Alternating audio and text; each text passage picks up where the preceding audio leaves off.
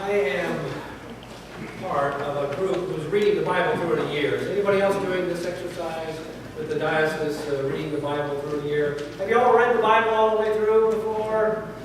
It's a really awesome thing to do. I highly recommend it to you. Although I got to tell you, there's some parts in there that surprise you. This week, anybody read 2 Kings? It's rough this week, I'm telling you. You got people eating this cannibalism, the whole thing. Anyway, point is, I didn't want to talk about that. I want to talk about what's going on in the Bible. What's happening? This week we read Psalm 105 and 106, where once again, we're hearing the stories, the great stories retold and told again in written form and now in the Psalms in song form. It struck me how many times these Old Testament writers tell the same stories. It's as though we've got to hear them over and over and over and over in order to hear them. So reading the Old Testament is really an exercise in hearing the stories repeated so that they get deep in your soul. And if you've ever been to a Jewish Passover meal, anybody here ever been to a Jewish Passover meal at a friend's house or something? What do they do there? They tell the story. They tell the story over again, symbolically, but over again faithfully, every generation. Right? So together present are adults, the elders, and the youth. And they tell them the story every year. Today, I want you to know, this is your story. Today is the birth of your tradition. Right? So at Passover, in the Exodus, if all of that raised up a new nation, a new people, at Pentecost, your people were raised up. Right? There was no church before Pentecost. Pentecost is your story. It's the story you should tell your children. We should take it seriously. Tell them every year about Pentecost. It's your special day. Do you know your story? Do you tell your children your story? The story of your people? That's what happened at Pentecost. On that day. You're supposed to go out and tell the message of God. Now, what is the message of God? God has a message for you that you're supposed to tell. How can you tell people if you don't know it? Okay? So listen to me, I'm going to give it to you. Here we go. It's threefold, right? Threefold. First thing, there is a way that you're supposed to live that will bring you life and not death. Right? The way the world has for you is death. You're supposed to unhook yourself from this system of production and consumption and accumulation, of getting as much as you can so that the other guy can have what they need, right? You're supposed to unhook yourself from that because that leads to death. Death of people and death of planets and death of souls. That will drive you to a soul sickness. Unhook yourself from that and hook yourself to God's message, God's truth of love and justice. Right? So you're supposed to, that's the first thing. That's the Torah. That's the law. That's the first part of the message. Torah, law. And the law is, stop doing this, start doing that. Justice. Okay. The second piece is Messiah. So we have the Torah, then we have Messiah. Messiah is Jesus Christ, God in flesh, comes not just to the Hebrew people, not just to the Jews, not just to the Pharisees, not just to the Sadducees, but to all. Jesus comes so that all can know the glory of God. Right? So the second piece is Messiah. The third piece is salvation. A threefold message of Torah, Messiah, salvation, meaning Jesus Christ in his death, the grave couldn't hold it. Yeah? Now you can say amen here. This is where you can say it, okay? The grave could not hold him. Amen. Right? That's salvation. So that's the story you're supposed to tell people. You're supposed to know it, and you're supposed to go out and tell it in languages that they can understand. Now, the problem is that we don't really know how to communicate. Right? It's hard enough to go to Italy, for example. If I were in Italy trying to tell people the gospel, I would not do it because I can't speak Italian, right? I can hardly tell it to people who know English. We can hardly tell it to our own next generation. In our own culture, we hardly know how to tell the story. I heard a speaker talk this week about what he called the Gutenberg generation. He's like, basically, words are done, so forget about it. People don't hear in words anymore. What they hear about is the way they take in information is images. Like these rich images. Like, that's what the next generation, Steve, your people and the people below you, the 22nd century people. Because you know, these kids being born today, they're going to live to the 22nd century. They're going to have new ways of communicating, and it's not probably in thick books. Probably just isn't. It's probably in images, right? We have I don't even know how to tweet. Do you? Anybody here know you have a Twitter account? Raise your hand if you have a Twitter account and actually know how to use it. God, like, would you teach me sometime? Because this seems so mysterious. The point is, kids today, they send between 60 and 100 text messages a day. Right? Who's going to tweet them the good news? Right?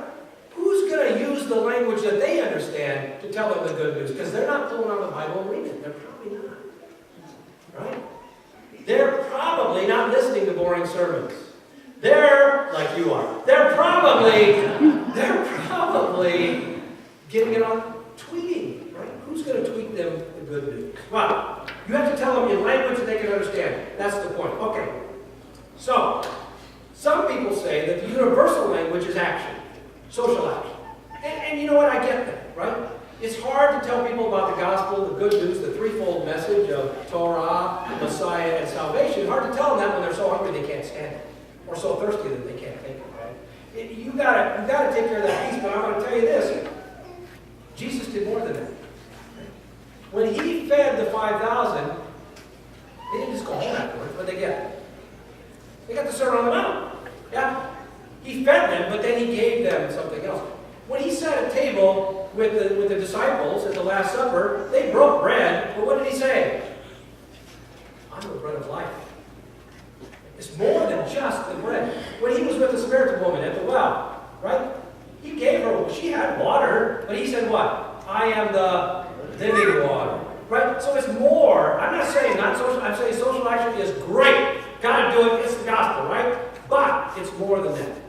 There's a step past that Jesus showed us what to do. We got to tell them something. We got to tell them that in a language that they understand. Okay? So, it's kind of a day like this in Jerusalem.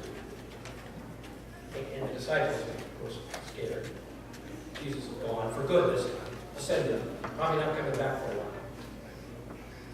And they're scared. They're trying to figure out a plan. And they're like, all right, okay. Peter's running the meeting. He's like, okay, I'll tell you what. He says, Matthew, tax collector, I'll tell you what. You go get the other tax collectors and the crooks. Get all those kind of people. They'll understand this message of greed. Tell them there's a wealth that can never be lost. They can get wealth that they can never lose. Go tell them that. Matthew's like, okay, boss, I got it. So he says, all right, now John and James, you're fishermen. You go to the poor people and you tell them, get out there and fish. That's a message that they'll understand. Jesus said fish for people, and nobody's too big for the net, nobody's too small to swim out of the net. Everybody can get caught in the net. They're like, okay. And then Thomas goes like, wait, give me I got a question. What about the people that don't speak Aramaic? What about the people who only speak Pharisaic or whatever it is? Did you ever read it? Yeah, what do you pronounce that? Phrygia? Who speaks Phrygian, right? Thomas is like, how are we going to tell those people who don't hear? Now, all of a sudden, unbelievable, terrifying, and terrible wind like a tornado in the room, and they're like, what's going on? What's going on? It's so much. The people outside, they're like, hey, something's happening down the street, right? And then they go to check it out. All these people gather in Jerusalem all day. Now, they come. And they let them go out. And they start to speak in these different languages. The people from Medes, and the people from Phrygia, the people from Pamphylia. They're all hearing it. And the people standing around go, God, it's just a bunch of nonsense. I can't even understand that. And then one person says, wait a minute. It sounds like nonsense, but how do I get that part? That one's speaking to me. That's my language. And I think that is the core of the message, right? It sounds like nonsense until you're ready. The whole message of the gospel, of good news, of Torah and Messiah and so on, all sounds like nonsense until somebody tells it to you in a language that you can understand. Somebody did it to you. You were just going along with your life, and somebody came along and told you in a way that you understood the message. And I'm saying that's what we're called to do. That's what Pentecost is. The message of God, making its way to one more child of God. You always were a child of God, and somehow the message of God got to you. A child of God. And I'm saying to you this. Today, the church was born. Today, Pentecost. Today, there was no church before.